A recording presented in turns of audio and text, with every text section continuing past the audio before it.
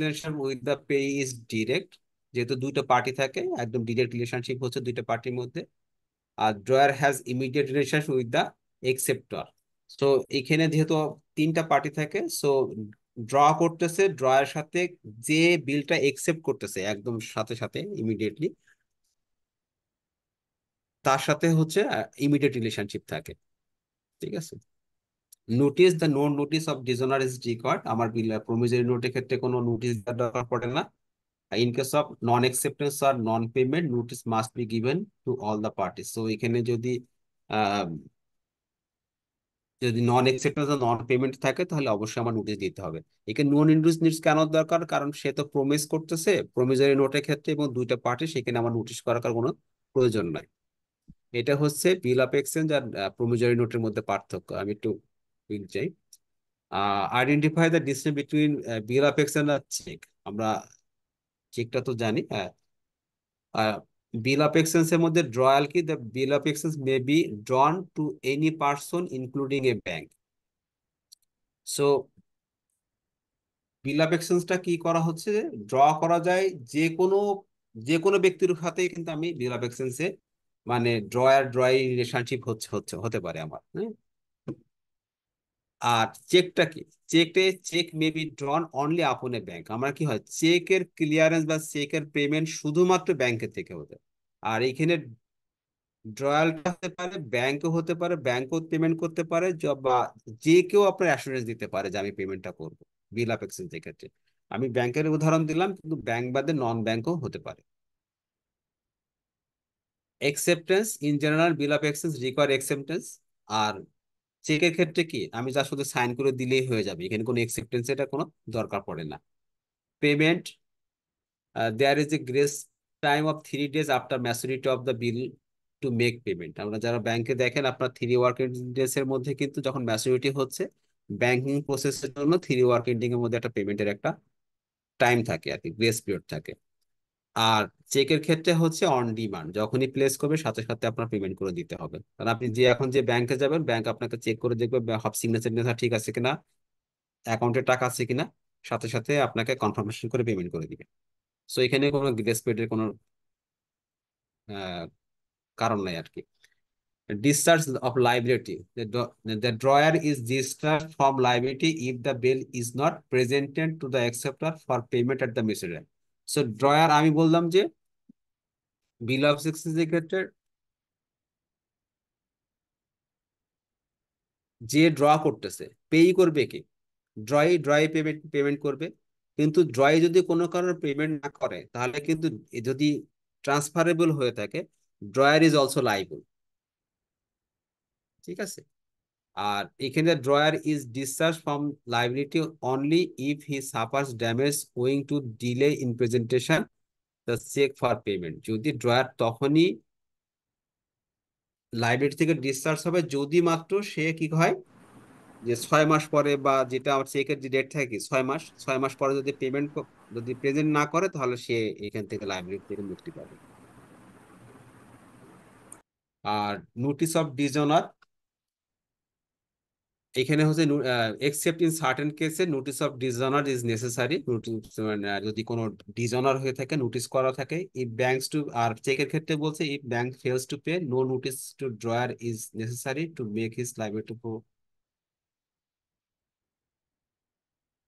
So এখানে if bank fails to pay, no notice to drawer is necessary to make him liable to for to compensate. So bank কিন্তু সাধারণত notice করে না, হ্যাঁ, যদি ইয়ে। আর crossing, no provision of crossing, আমরা চেকে জানি ক্রসিং করা যায়। কাউন্টার ব্যান্ডিং এর কথা বলতেছে। এখানে কি আমরা জানি যে হচ্ছে যে payment can be countermanding মাসে রহিত করা, হ্যাঁ। আমরা যেমন চেকটা যদি হারিয়ে যায়, হ্যাঁ, বা কোনো একটা কারণে কিন্তু আমরা স্টপ পেমেন্ট করতে পারি, সেই ক্ষেত্রে বিল অফ এক্সচেঞ্জ এর ক্ষেত্রে স্টপ পেমেন্ট করার কোনো সুযোগ নেই। চেকের ক্ষেত্রে কিন্তু এই cheque may be counted by the drawer for payment, আমরা ব্যাংকে কিন্তু স্টপ পেমেন্ট গুলো করতে পারি। আর রিকোয়ারমেন্ট অফ স্টাম্প, সেটা হচ্ছে যে আপনার বিল অফ এক্সচেঞ্জে অবশ্যই স্টাম্প দিতে হবে, স্টাম্প ম্যান্ডেটরি, কিন্তু চেকের ক্ষেত্রে এই ধরনের কোনো কন্ডিশন নাই। স্যার, জি বলেন। এই যে ডিসচার্জ অফ লাইবিলিটি, ওই যে যখন বলতেছেন যখন ট্রান্সফারেবল যদি হয় ওই যে এটা হুম হুম ইনস্ট্রুমেন্টটা, হুম হুম। মানে যে ক্ষেত্রে যে বিলটা আমরা পারচেস করি, অনেক সময় অনেক সময় ফরেন বিল আমরা পারচেস করি, সেই ক্ষেত্রে ওই ড্রয়ার তখন লাইবল হবে যদি এটা পেমেন্ট না হয়, ড্রয়ার যদি পেমেন্ট না করে, রাইট তাই তো right sir? Right right. So আপনি এটা ডিসকাউন্টিং যদি করেন, হুম। ডিসকাউন্টিং করে না ব্যাংক, তখন জি জি। তখন ড্রয়ার কিন্তু লাইবেল হবে, কারণ সে তো পেমেন্ট করে ফেলছে অলরেডি। হুম। ঠিক আছে। ড্রয়টা পেমেন্ট করে ফেলছে। সো ব্যাংক ইরেজ তখন কি হবে, ড্রয়ার লাইবেল হয়ে যাবে ডিসকাউন্টিং করে ফেললে। হুম।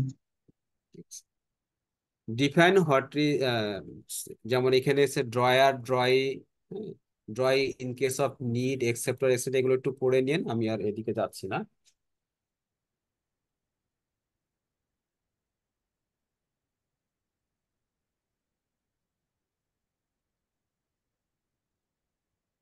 আমি একটু এন্ডোর্সমেন্ট একটু পড়াই, যে এন্ডোর্সমেন্টটা, when the maker or holder of a negotiable instrument signs the same otherwise than as such maker for the purpose of negotiation on the back or face thereof হ্যাঁ on a slip, জি বলেন। Sir, এখানে ওই যে আমাদের holder, holder in due course, payment in due course, sir এগুলো মানে একটু একটু ইয়ে করলে মানে আমরা উপকৃত হতাম স্যার।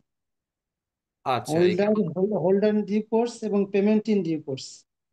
স্যার অ্যাকসেপ্টেন্সটা স্যার একটু, কোন জায়গাটা? অ্যাকসেপ্টেন্সটা একটু বুঝে। স্যার এখানে পরের পাতায়, পরের পাতায় স্যার। Holder, section section 9 sir, section 8 হোল্ডারটা কি 9। বলবো, হোল্ডারটা পড়াবো? যে holder, holder in due course এবং পেমেন্ট ইন ডিউ কোর্স। আচ্ছা আচ্ছা। সো হোল্ডার হচ্ছে the holder of a promissory note, bill of exchange or check means the payee or endorsee who is in possession of it or the bearer, therefore, but not include the beneficiary owner claiming through a beneficer. So ওরা বলছে holder বলতে কি বলছে, যে promissory note আর bill of exchange or cheque, ঠিক আছে, যে পজিশন করবে, যার কাছে থাকবে, সেই হবে এই বিল অফ এক্সচেঞ্জ, প্রমিজারি নোট বা চেকের ক্ষেত্রে সে হবে holder. Who is in a position of it, যার কাছে থাকবে, অথবা দ্য বেয়ারার দেয়ার অফ, যদি বেয়ারার হতে পারে, বেয়ারকে যদি ট্রান্সফার করে দেয়, সেও কিন্তু হোল্ডার হবে। হোল্ডার মানে যে এটা ওন করে, যে এটা ধরে রাখছে। But does not include a beneficiary owner claim through a benefiter, মানে যদি যদি কোনো, যেমন কেউ যদি বাবা মরে যায়, বাবা যদি মারা গেলে তার অবর্তমানে তার কি উত্তরাধিকার পায় না, সে হবে না, সে কিন্তু হোল্ডার হিসেবে ট্রিট হবে না। So normally in due course of অ্যাকশনে যদি আমি কাকে ট্রান্সফার করি, পজিশনটা ট্রান্সফার করি, তাহলে সে হবে বেয়ারার, অথবা বেয়ারার যে হবে। So bill of promissory note, bill of exchange or cheques, যে পজিশনটা হোল্ড করবে সে হবে আমার হোল্ডার। Explanation থেকে, where the note, bill or check is lost or not found again or is destroyed, the person is possession of it or the bearer thereof at the time of such loss or distance shall be deemed to continue to be holder. So এখানে বলতেছে, দেখেন যে যদি কোনোটা cheque বা bill of promissory note, whatever cheque, যেটা যদি আমার হারিয়ে যায়, ঠিক আছে, সো হারিয়ে গেলে তার কাছে তো আর এখন নাই, এ তো কেউ কেউ একজন ওনার হয়েছে পাওয়ার পরে, তাই না? ওনার মানে কি সে পাইছে, কুড়িয়ে পাইছে। সো লাস্ট যার কাছে থাকবে, সে আইদার বেয়ারার হতে পারে, বা তাকে তারপরে মানে দেয়া হয়েছে, সে একেবারে পেই। সুতরাং এই সরি ড্রয়িং, যদি সে হয়ে থাকে, সে হয়ে যাবে আমার কিন্তু আপনার হোল্ডার, ঠিক আছে। লাস্ট যে তার কাছে আমাকে ছিল।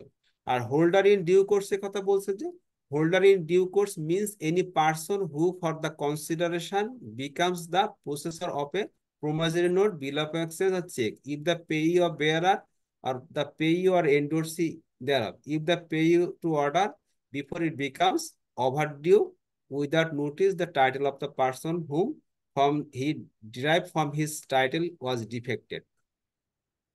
সো এখানে বলছে যে হোল্ডার ইন ডিউ কোর্স বলতেছে যে এনি পার্সন হতে পারে, who for consideration become the possessor of a promissory note. So কোনো কিছু কনসিডারেশনের জন্য যদি তার কাছে থাকে তাহলে সেই হবে হোল্ডার ইন ডিউ কোর্স। ঠিক আছে।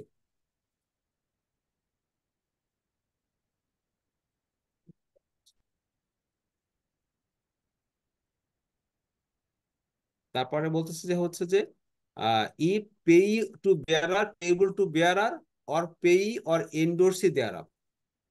ইফ পেই টু বেয়ারার বলতে বলছে যে পেয়েবল টু বেয়ারার মানে যদি যে বহন করে, মানে আমি তো এন্ডোর্স করলাম, হ্যাঁ। সো এন্ডোর্স করলাম মানে this is এটা ট্রান্সফারেবল, যে এটা হোল্ড করে থাকবে সেই হবে হচ্ছে হোল্ডার ইন ডিউ কোর্স এক্ষেত্রে। For the purpose of this section, the title of a person of a promissory note or bill of exchange or checks is defective when he is not entitled to receive the amount due thereon by the reason or provision of section 58 যদি প্রভিশনের ক্ষেত্রে না হয়ে থাকে। আর payment in due course ক্ষেত্রে বলতেছে, sir জি বলুন।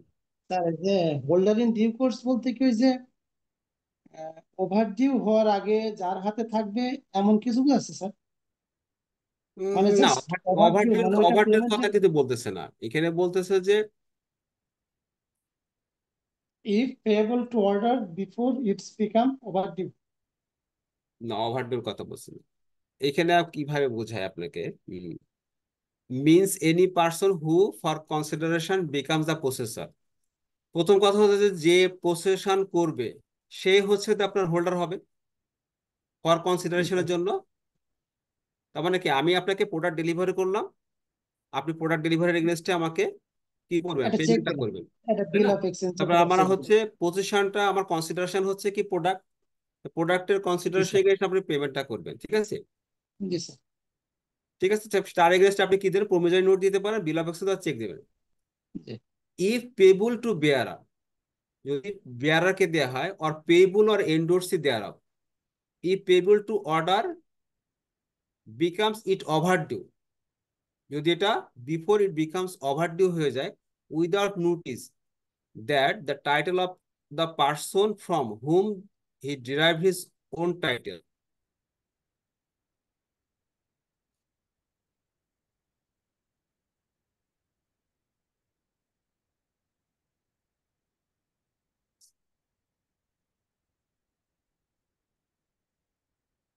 The title of the person.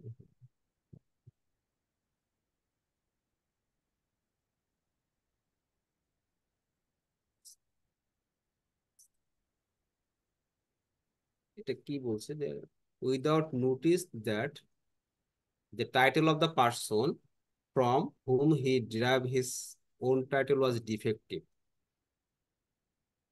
আচ্ছা, এখানে যেটা বলতেছে আমার কাছে মনে হচ্ছে যে সে পাইছে, সে পেয়েছে, আপনার ওনারশিপটা পেয়েছে, হোল্ড করছে, কিন্তু সে যখন হোল্ড করতেছে তখন তার আগে হচ্ছে এই যে ডিউরেশন যে টাইমটা আছে, এটা মধ্যে আমরা তো সবকিছুতে একটা মেয়াদ থাকবে, তাই না? আমার প্রমিসরি নোট হতে পারে বা বিল অফ এক্সচেঞ্জ হতে পারে বা চেক হতে পারে। চেকের ক্ষেত্রে ধরেন 6 মাস, বিল অফ এক্সচেঞ্জ বললে আপনার 3 মাস, বা প্রমিসরি দিলে যে হতে পারে। সো সে হোল্ড করতেছে, সে যখন ব্যাংকে প্লেস করো তার আগেই কিন্তু ইট বিকামস ওভারডিউ। যদি এরকম কোনো কিছু থাকে তাহলে আবার আমাকে বলতেছে যে হোল্ডার ইন ডিউ কোর্স। আচ্ছা, এটা একটা রিয়েল এক্সাম্পল আমি আপনাকে পরে আবার বলবো না, হ্যাঁ, একটু আমি একটু চিন্তা করি।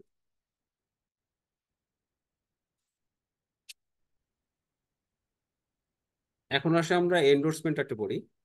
সরি স্যার, আমার একটু নেটওয়ার্কের একটু ডিস্টার্ব হয়েছিল স্যার, একটু কাইন্ডলি যদি রিপিট করতেন। আচ্ছা, আমার কথা হচ্ছে যে হোল্ডার ইন ডিউ কোর্সটা বোঝাচ্ছে যে নর্মালি যে হোল্ড করবে bill of exchange or promissory note or cheque, যার জি কাছে স্যার, থাকবে সেই তো এটা হোল্ডার। জি স্যার, কিন্তু সে হোল্ড করতেছে, কিন্তু তার আগে যদি টাইমটা যদি এক্সপায়ার করে যায়, জি স্যার। সে আমার 6 মাস টাইম, 6 মাসটা যদি এক্সপায়ার করে তাহলে তো সেটা হচ্ছে কি হচ্ছে আমার পেমেন্টটা তার ওটা তো বাধ্যতামূলক হলো না, ওটা ডিফেক্টিভ হয়ে যাচ্ছে তাই না স্যার? ডিফেক্টিভ ওটা হয়ে যাচ্ছে। ডিফেক্ট। তো ডিফেক্টিভ যদি হয়ে যায় তাহলে তখন হয়ে যাবে সেটা হোল্ডার ইন। স্যার স্যার এই বিষয়টা একটু আমি যেটা মানে প্র্যাকটিক্যাল সেটা মনে করেন আমরা স্যার সুতা দিই আর কি, ব্যাক টু ব্যাক সুতা দিই আর কি, মার্জিনের মাস্টার এলসির এগেনস্টে আর কি। তো সুতা ওই বিল অফ এক্সচেঞ্জ পাওয়ার পর আমরা ওই বিল পারচেজ করি আর কি, ওই যে যেটা বললেন স্যার ডিসকাউন্টিং আর বিল পারচেজ একই। জি জি।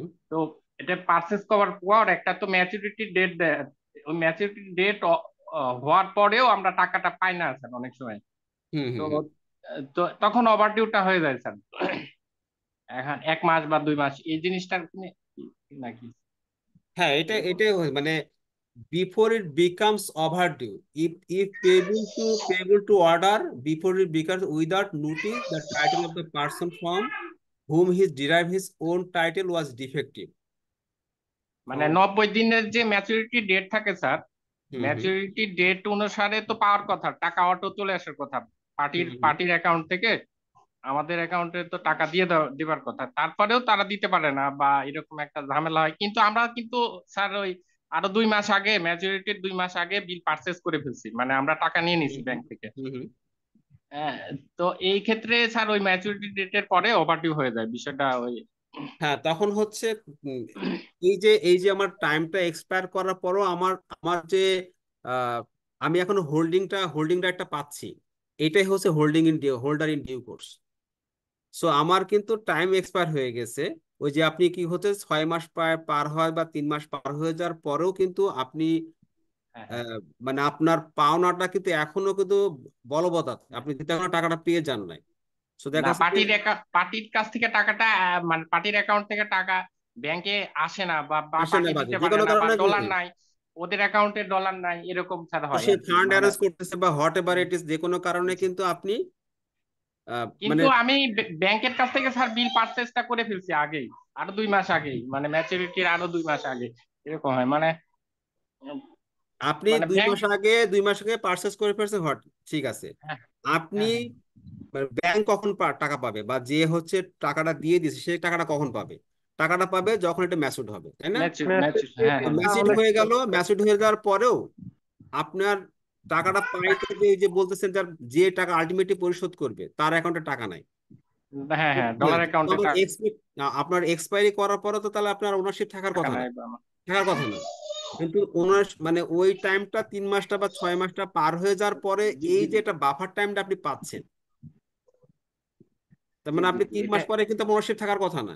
কিন্তু আপনি জি যেহেতু জি বাফার টাইমটা পাচ্ছেন টাকাটা পাওয়ার জন্য, ওই যে তার কাছে ফান্ড হতে পেরেছে, এই টাইমটাকে জি। বলা হয়েছে হোল্ডার ইন ডিউ কোর্স। আচ্ছা আচ্ছা, জি স্যার, থ্যাংক ইউ। ঠিক আছে sir, thank you sir.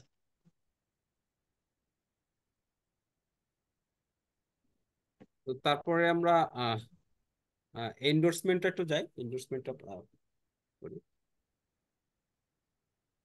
When the maker or holder of a negotiable instrument signs the same otherwise than as such maker for the purpose of negotiation on the back or face thereof or on a slip of paper annexed thereto or signed for the same purpose as stamped paper intended to be completed as a negotiable instrument is said to endorse the same and called the endorser.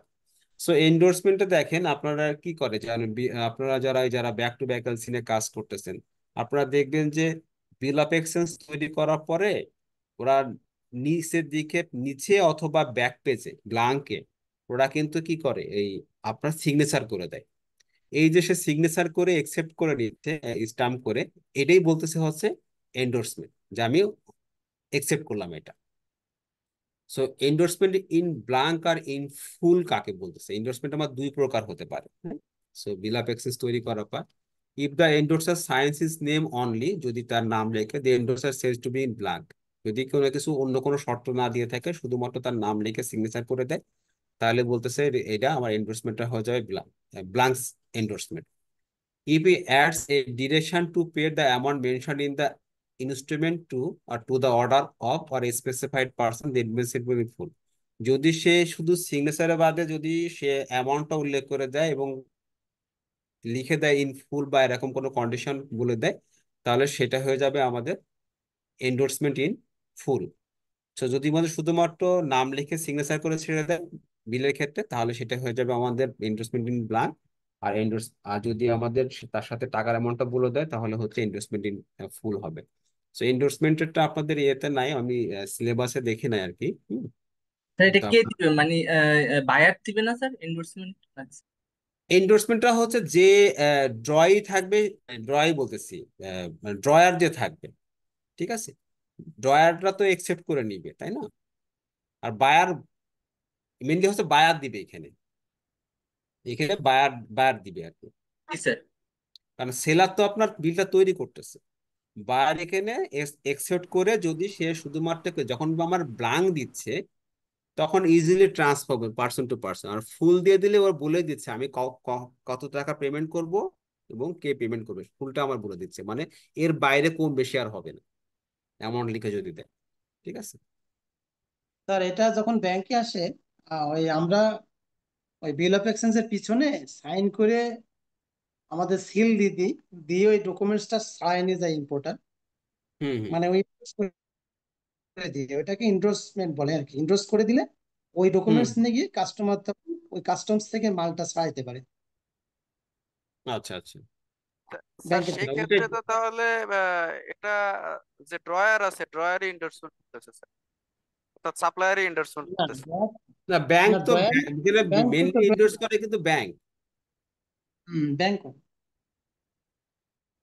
Bank তো drawer না, drawer তো seller মানে exporter. Drawer হচ্ছে sir এক্সেপ্টার, বুঝতে bank পারলাম। হচ্ছে কিন্তু পেই। আমরা বলতেছি ব্যাংক পেই, আর ব্যাংক হচ্ছে ড্রয়ও হতে পারে, বাট নর্মালি ব্যাংক হচ্ছে পেই। আমরা বিল অফ এক্সচেঞ্জের তিনটা পার্টি দেখলাম, ড্রয়ার, ড্রয়ার হচ্ছে পেই। আমরা বললাম ড্রয়ারটা সাধারণ, ড্রয়ার হচ্ছে যে বিলটা তৈরি করবে, একদম সিম্পল, ঠিক আছে। আর ড্রয় হচ্ছে যে এটা হচ্ছে আপনার একসেপ্টেন্স দিবে বলতে আমি পেয়ে। আর ড্রয়, ইয়ে সরি, পেই বলতেছি যে হচ্ছে পেই ব্যাংকও হতে পারে, অন্য কোনো পার্সন হতে পারে, যে আলটিমেটলি এই টাকাটা পরিশোধ করবে। স্যার তাহলে এন্ডোর্সমেন্ট কি শুধু বিল অফ এক্সচেঞ্জের ক্ষেত্রে হয়? হ্যাঁ, বিল অফ এক্সচেঞ্জ, কারণ আপনার চেকে তার এন্ডোর্সমেন্টের কোনো সুযোগ নাই। চেক যদি আপনার নামে দেয় আপনি সরাসরি ব্যাংকে যেয়ে কিন্তু আপনি টাকা উঠাই নেবেন। আপনার প্রমিজরি নোটের ক্ষেত্রে কিন্তু আপনার এন্ডোর্সমেন্টের সুদ দরকার নেই, কারণ প্রমিজরি নোটে সরাসরি direct relationship with the buyer আর সেলার। যেমন ব্যাংকের কাছ থেকে আপনি লোন নিলেন, আপনি সরাসরি প্রমিজরি আর প্রমিস করতেছেন টু পে, মানে ডিরেক্ট রিলেশনশিপ। এখানে আর এন্ডোর্সের কোনো সুযোগ নেই, দরকার নেই। সো এখানে যেহেতু থার্ড পার্টি আছে, থার্ড পার্টির ক্ষেত্রে আপনার এন্ডোর্সমেন্ট একটা সুযোগ। এখানে এন্ডোর্সমেন্ট যখন আপনাকে যে প্রোডাক্ট ইম্পোর্টের ক্ষেত্রে শিপিং ডকুমেন্টে কিন্তু আপনার এন্ডোর্স করে দেয় কে? ব্যাংক এন্ডোর্স করে দিচ্ছে। এন্ডোর্স করে দেন না ব্যাংক? জি স্যার। আপনারা তো এন্ডোর্স করে দেন। এন্ডোর্স করে জি দিয়ে স্যার, মানে অর্থ কি? যে এটা ইন্ডোর্স মানে বিশেষ অনুমোদন করে দেয় স্যার, ওই যে অনুমোদন করে অনুমোদন দিলেন, করে। তাই না? আপনার ওই অনুমোদন অনুমোদন নেওয়ার পরেই তা ওই ডকুমেন্টস নাকি কাস্টম থেকে মাল ছাড়াইতে পারে। ছাড়বেন। আপনি এই অনুমোদন না দিলে কিন্তু আপনার কাস্টম থেকে মাল ছাড়বে না, ওখানে দেখে ব্যাংকের সিল ছাপ্পর সবকিছু আছে কিনা।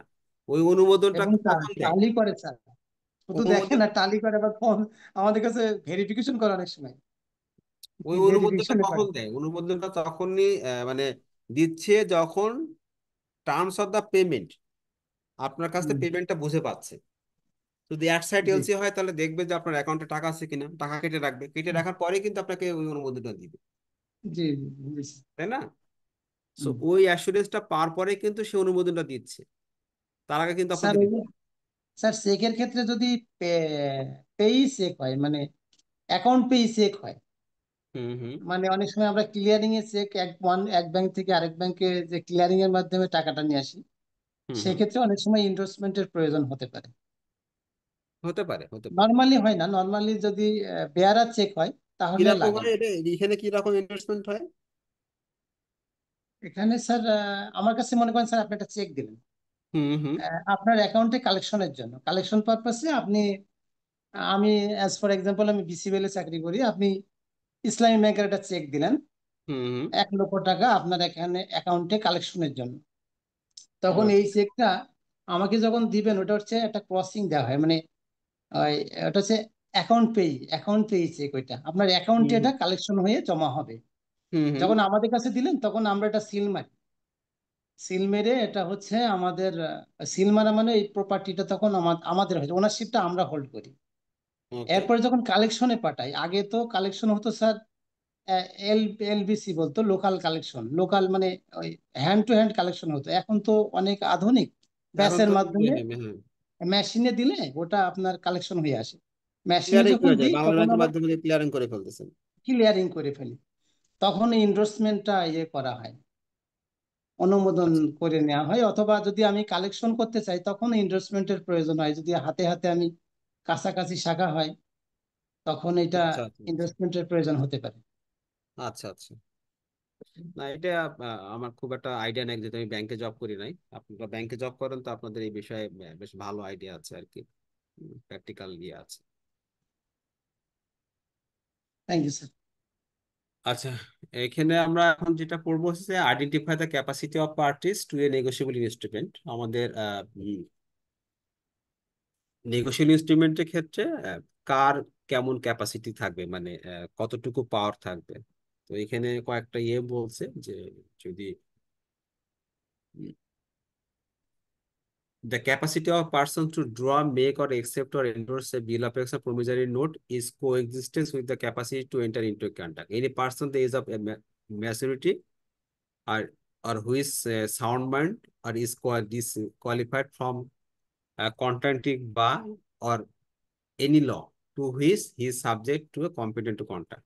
So বলতেছে যে কেউ এখানে মানে নেগোশিয়েবল ইনস্ট্রুমেন্টের পার্টি কে কে হতে পারে, যে কেউ হতে পারবে যদি ওই যে আমরা বলছি কন্ট্রাক্ট যারা করতে পারে, অর্থাৎ আপনার 18 বছর পূর্ণ হতে হবে। তারপরে আপনার সাউন্ড মাইন্ড হতে হবে, সে পাগল হলে হবে না, হ্যাঁ, এজ অফ ম্যাচুরিটি মানে 18 বছর, সাউন্ড মাইন্ড হতে হবে। আর সে কোনো ল দ্বারা ডিসকোয়ালিফাইড হতে পারবে।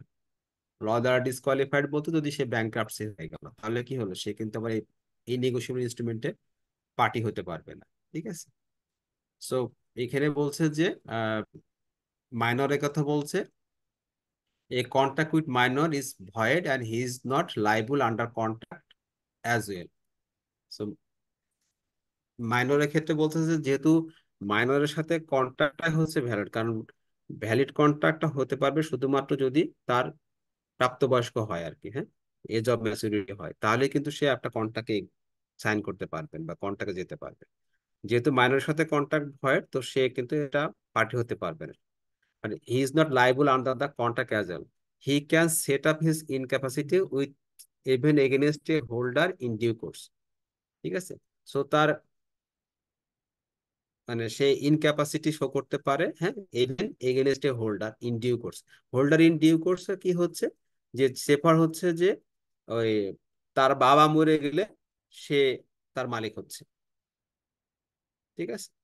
সেরকম যদি কোনো কিছু হয় তাহলে এখানে হচ্ছে সে হোল্ডার ইন ডিউ কোর্সে কিন্তু হতে পারে, অথবা আমরা যখন যে এক্সাম্পলটা দিলাম তখন হতে পারে। But a minor can be a promisee and therefore an instrument can be drawn or made in favour of a payee. But a minor can be a promisee মানে মাইনর কিন্তু প্রোমাইজ করতে পারে। কেমন হতে পারে, যদি এই যে বললাম যে যদি তার বাবা মারা যায় বা যদি এমন একটা সিচুয়েশন হলো যে কারণে তাকে পেমেন্ট করা দরকার হতে পারে, সে উত্তরাধিকার হলো, তাহলে সে কিন্তু আপনার এইখানে প্রোমাইজ করতে পারবে।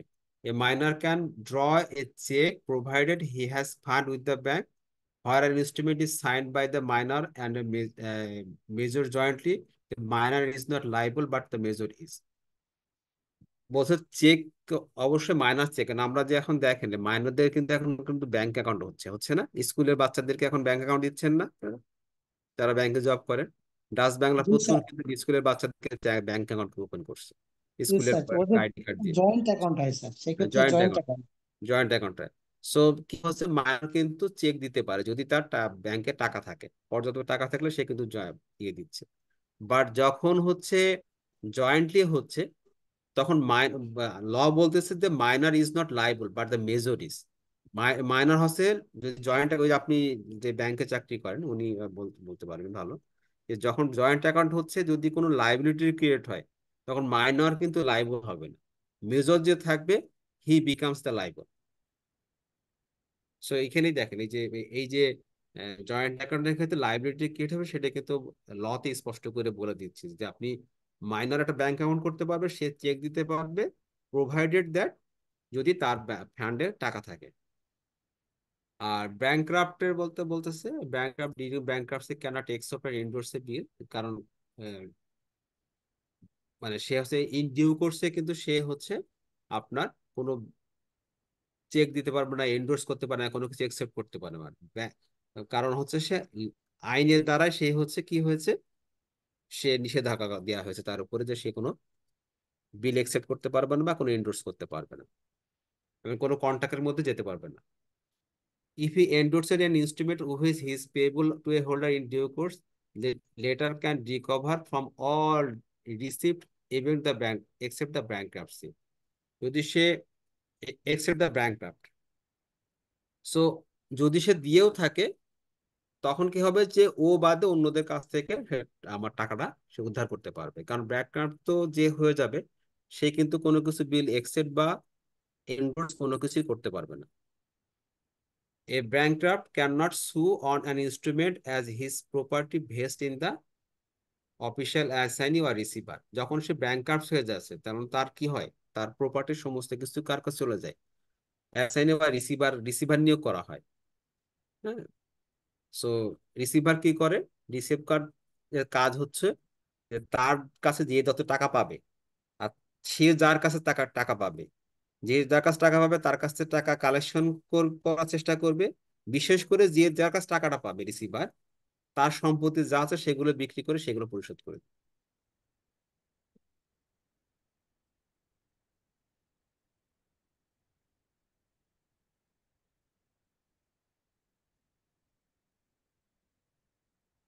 এরপর হচ্ছে যে corporation, the rule that capacity to incur liability on a negotiable instrument is co-extensive with capacity to contract is not applicable in case of মানে corporation. The power of corporation or a company is bind itself by notes, bill or check is derived by the memorandum of association. If the corporation exceeds its power except a negotiable instrument, he would be void. Even a holder in due course cannot make the corporation liable. So কর্পোরেশনের ক্ষেত্রে হয়, কোম্পানির ক্ষেত্রে কি হয়, আমাদের memorandum of অ্যাসোসিয়েশনে কিন্তু কার কতটুকু পাওয়ার বা সে কতটুকু এক্সারসাইজ এটা সম্পূর্ণ বলে দেওয়া থাকে। সো সেক্ষেত্রে কি হবে, সে কতটুকু একসেপ্ট করতে পারবে, নেগোসিয়েট দিতে পারবে, সেটা সম্পূর্ণ তার ক্যাপাসিটি কি হবে সবকিছু কিন্তু তার বলে দেওয়া থাকবে। সে ওই পাওয়ারের বেশি কিন্তু এক্সারসাইজ করার কোনো সুযোগ নেই। বাট আমরা জানি কোম্পানির তৈরি হয় কি আর্টিকেলস অ্যাসোসিয়েশন, মেমোরেন্ডাম অ্যাসোসিয়েশনের। সো মেমোরেন্ডামে কিন্তু আপনার এই কথাটা স্পষ্ট করে বলে দেওয়া থাকবে। কথা বলতেছে যে a trading company has an employed power to draw or accept negotiable instrument, trading মানে, but a non trading company has no such power unless express authorised by the object of clause of agreement. So যদি trading company হয় সে তো যে কোনো negotiable instrument সে দিতেও পারবে নিতেও পারবে, বাট নন ট্রেডিং কোম্পানি হলে তার এই ধরনের কোনো পাওয়ার দেওয়া থাকবে না। আর এখানে যেটা বলছে যে এজেন্টের ক্ষেত্রে আমরা তো জানি কি যে এজেন্ট হচ্ছে একজন person who is appointed on behalf of the principal, তাই না? সো সে সরাসরি, but N agent may be employed for the purpose of drawing except or এন্ডোর্সিং on behalf of principal. So আমরা একটা এজেন্ট নিয়োগ দিতে পারি যে প্রিন্সিপালের এগেনস্টে কি করতে পারে, যে কোনো কিছু ড্র করতে পারে, একসেপ্ট আর এন্ডোর্স করতে পারবে নেগোসিয়েবল ইনস্ট্রুমেন্টটা। But his power can not be employed from the general authority of an agent of transaction business and to receive or discharge debt on behalf of the principal. So তাকে কিন্তু যখন আমরা agent নিয়োগ দিব, এজেন্টের scope of work কি থাকবে, সে কি কি দিতে পারবে, এটা কিন্তু আমার একদম স্পেসিফাইড থাকবে। সে যদি তার ওই বাউন্ডারির বাইরে যে কোনো কিছু একসেপ্টেন্স বা যা কিছু করে না, সেটা কিন্তু হয়ে যাবে তখন হয়তো বাইট। ঠিক আছে,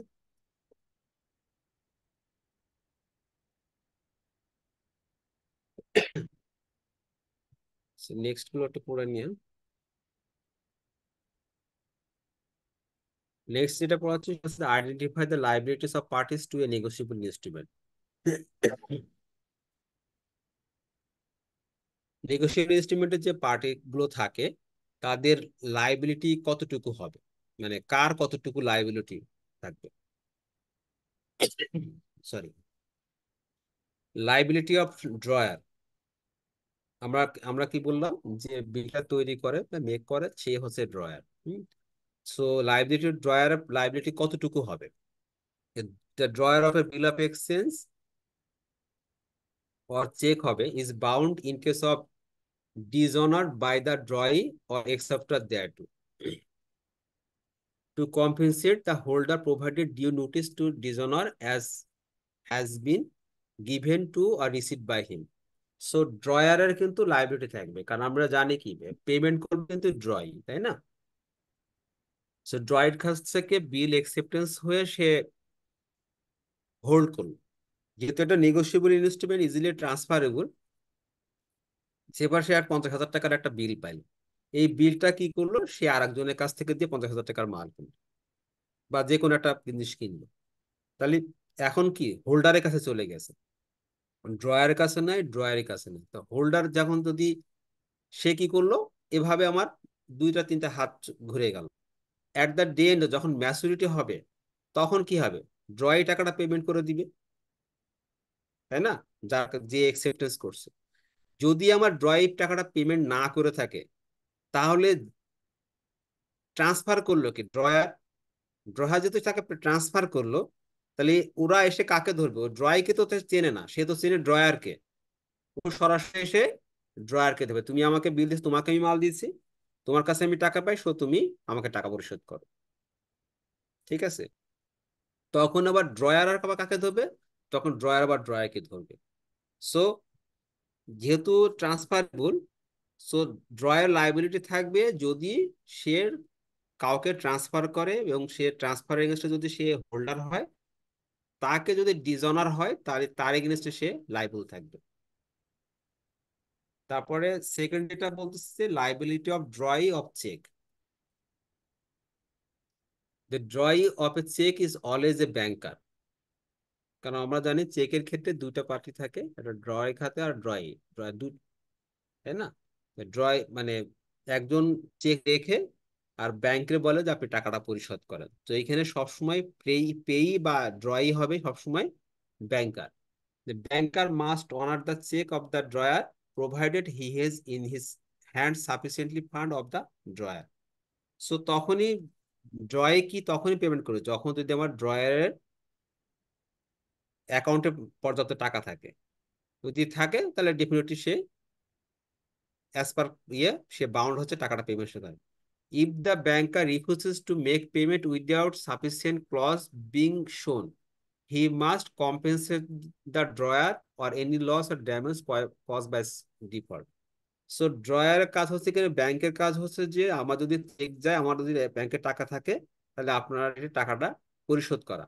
সে যদি পরিশোধ না করে, তার যদি যদি কোনো কোনো কিছু লস হয়, তাহলে সেই কম্পেনসেট করার দায় থাকবে কিন্তু সেই ব্যাংকের বা ড্রয়িংয়ের। কারণ সেফার যে ওর কাছে বলা আছে যে তুমি যদি আমাকে, আমি তোমার প্রোডাক্ট কিনলাম, তুমি আমাকে 1 সপ্তাহ পর পেমেন্ট করবে। ওই দিনে যদি সে পেমেন্ট না করে যদি ডিলে করে, তার ধরো সেফার আমার একটা পেনাল্টি ক্লজ থাকলো। এখন ব্যাংকে তো আমার টাকা আছে, যদি ব্যাংকে টাকাটা পরিশোধ না করে তাহলে ওই ডেটটা এক্সপায়ার করার সাথে পেনাল্টি ক্লজটা কিন্তু অ্যাক্টিভ হয়ে গেল। সো এই ধরনের যদি কোনো লস হয় বা ড্যামেজ হয়, তাহলে bankers is bound to pay.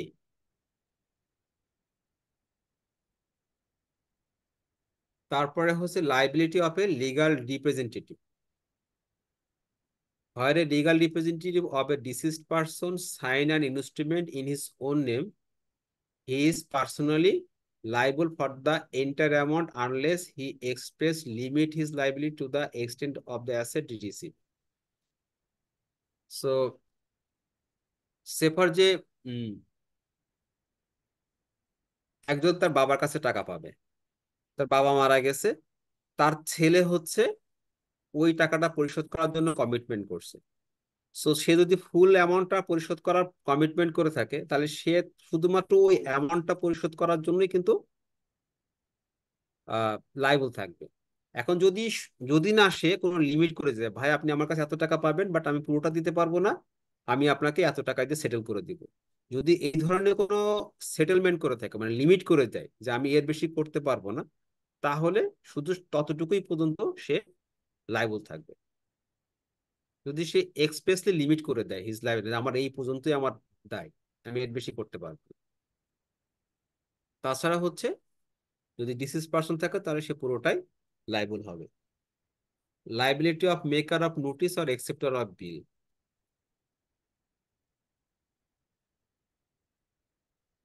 Liability was the maker of a promissory note is bound to pay the amount of the instrument at maturity according to the apparent tenor of that note.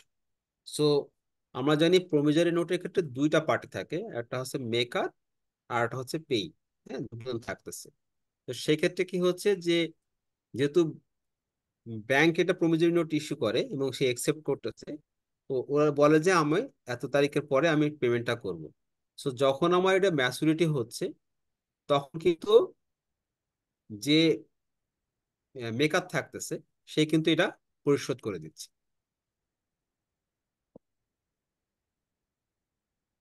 So next হচ্ছে যে liability of এন্ডোর্সার।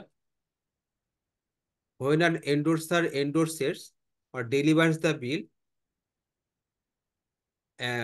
he undertakes that the bill endorsed by him shall be accepted and paid in accordance with the apparent tenor, and that if it is dishonored, he will compensate the holder or subsequent endorser who is compelled to pay the amount provided due notice of dishonor has been received by him. So কি হচ্ছে, এন্ডোর্সার এন্ডোর্সার কি হলো, আরেকজনকে payment করলো। So আমি maker আর এখন কি হচ্ছে, এন্ডোর্সের মাধ্যমে কি হোল্ডারের কাছে চলে গেল।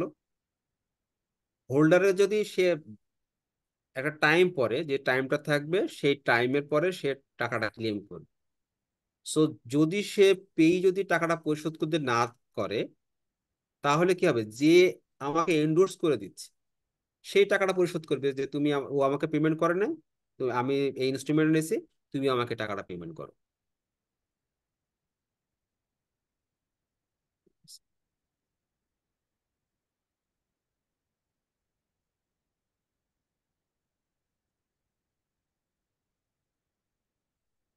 ছয় নম্বর লাস্ট যেটা বলছে liability of prior parties two holder in due course. So, and a negotiable instrument may pass through several hands during the course of its circulation, and so it is necessary to fix the liability of each signatory to the instrument. যেহেতু negotiable ইনস্ট্রুমেন্টটা easily transferable এবং অনেকটা হাত ঘুরে যায়, তাই না, আমি একজনকে চেক দিলাম, সে আর একজনকে চেক দিল। সো যখন সে ট্রান্সফার করতেছে, তো প্রত্যেকের জন্য কিন্তু তার লাইবিলিটি কতটুকু হবে সেটা কিন্তু ফিক্স করা খুব জরুরি। So under the section 37 Negotiating Instrument Act, the liability of each party to a subsequent holder in due course continues until the instrument duly specified or discharged. So এখানে কি হচ্ছে যে আমার এই যে কন্টিনিউশনটা হচ্ছে, যে আমি ট্রান্সফার করতেছি, এটা ততক্ষণ পর্যন্ত তো চলবে যতক্ষণ না পর্যন্ত এটা ম্যাচুরিটি হচ্ছে। কারণ ম্যাচুরিটি অথবা ডিসচার্জ করে দিচ্ছে, যতক্ষণ না পেমেন্ট করে দিচ্ছে তখন তার ট্রান্সফারেবল কোনো সুযোগ নেই।